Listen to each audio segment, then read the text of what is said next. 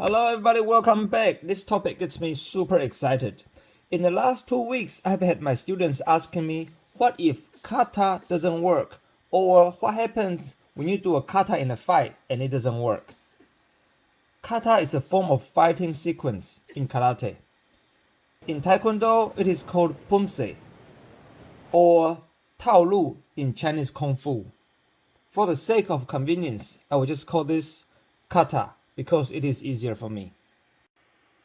If you do a kata in a real fight, you are screwed. No one can do a kata in a real fight. Kata is a long sequence of combinations. No opponent will do exactly what you expect them to do, like in a kata, so you can smash them exactly how you want to smash them. So, why do we practice kata? What is kata good for? Kata is assembled by combinations of quote-unquote fighting techniques. Or is it? The answer is yes and no. Yes, because they are mostly fighting techniques. And no, because a lot of kata movements, especially in old traditional martial art forms, there is a lot of emphasis on how the form looks than what it can do in a fight, as if one move can lead to another attack or counter effectively. Martial art forms can be performed for demonstration, competition, and marketing because they can look interesting to the audience. It is a tradition for many martial arts, especially Asian martial arts, like Kung Fu, Karate, Taekwondo, Silat. All martial art forms are beneficial. They can be exercised to shape your body and sharpen up your techniques.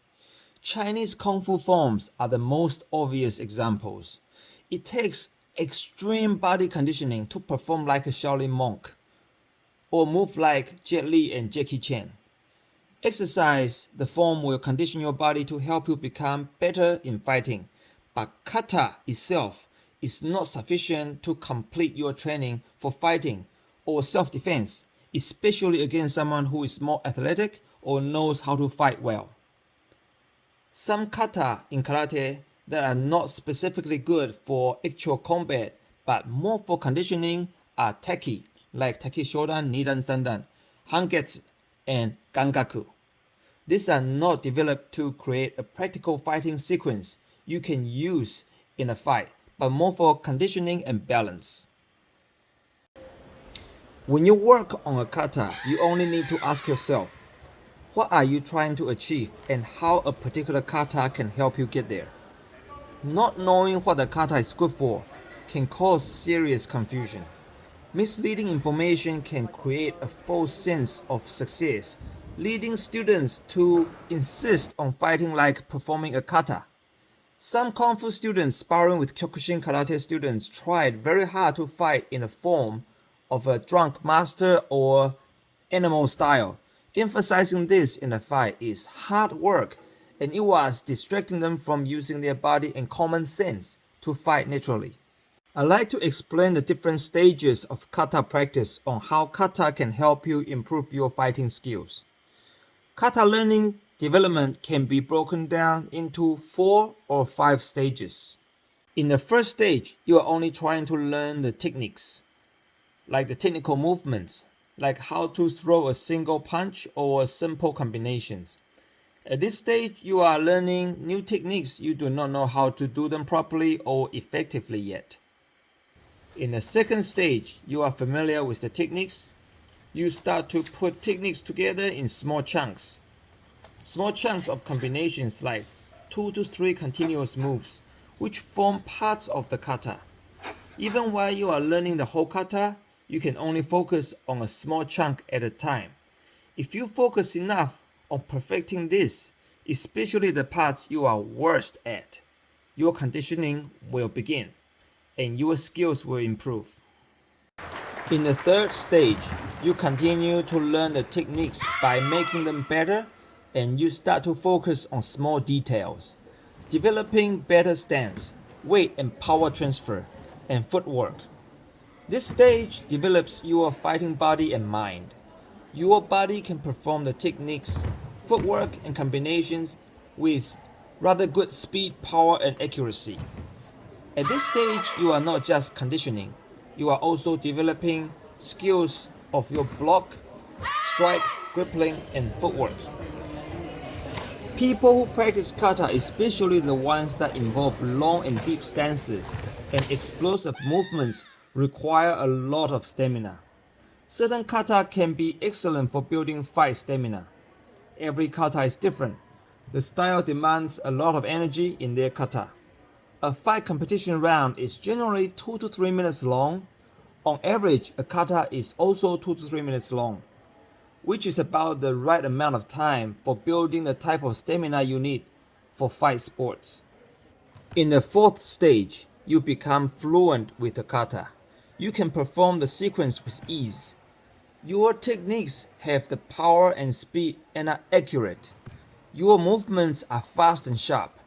At this stage, you will work on the flow and timing of the kata to tell a story of your kata so it looks and feels like a beautiful martial art form.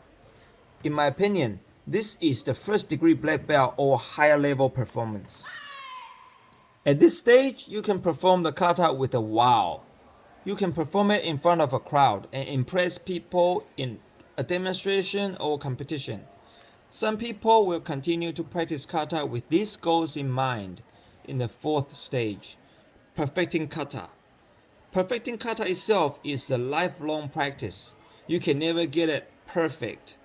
People who continue to perfect this art can become excellent kata competitors. Kata can be an important conditioning exercise to prepare your body as a fighter. But you have to know which kata is for you. Each kata is designed with a different purpose. Not all katas are created the same. As for me, I need more than performing a kata repetitively to perfect my form.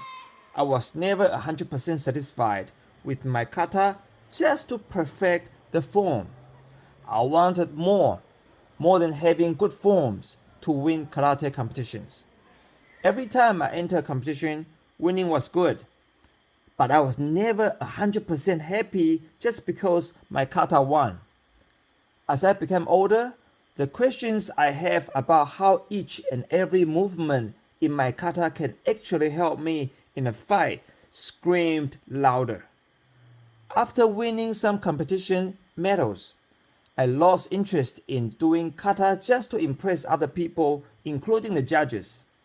I do care about how my kata looks, but it doesn't motivate me as much as knowing how my kata can help me in a fight. Knowing how every move in my kata can help me in a fight makes me truly happy when I practice. What am I saying? Is kata useless? Can it even help me in a fight? Depending on what you know about your kata and how you are using the exercise to achieve your goals. If you like to learn kata for fighting, like me, there is a fifth stage. The fifth stage is focused on applications or bonkai of the form. If you practice kata, you start to visualize how to use techniques against an opponent and use the combination to lead one movement to another with a smooth flow yet effective in strikes or submissions. I'm not satisfied unless I can use all the techniques in a kata with confidence in an actual fight. In order to achieve this, you do not just need to know the applications. You also need to practice with different partners and learn how to apply the techniques. I am also not satisfied when people show applications that looks nothing like the movements in the kata and call them the same. It comes back, front leg lean forward, come forward. My arms no longer here coming forward because up and down. Then the leg comes in, right? The kata should look like not the weight on different leg, right? Instead of if I'm trying to teach my body and brain to do this really fast, I'll be doing it like this the whole time instead of practicing this. The kata goes like that. They kick, right? Wrestling, I'm pushing you, I'm taking you down. It will look more like this than It's not the same thing, isn't it? Body mechanic of grappling is slow. The step wouldn't be snappy. The step will be solid. Yeah. I have to put my weight on the front leg. I wouldn't be doing this and try to take it down. Yeah. So there's something wrong with this kind of application. Yeah. Karate is so detailed and particular. If you shorten or widen your stance by 2 to 3 inches, it has a different name and is a different stance. For example, shikodachi versus kibadachi, zenkutsudachi versus motodachi, and so on. Karate is that particular. How can you show application of a kata when your stance, hand or body position are different from the kata? If you do your kata like that, it's considered wrong in karate. I need practical applications I can use in a fight, and the explanation of the application need to be consistent answers. Wouldn't you want the same? Kata will definitely condition your body, similar to the conditioning of gymnastics, breakdancing, calisthenics, and yoga. At some high level, these sports can develop your body really as a fighter, often better than average level kata people can. But it doesn't mean people doing these sports are good fighters. Although some katas are designed for breathing and balancing, etc., but most kata contain specific fighting techniques for fighting. But the sports I've mentioned above are not designed for fighting.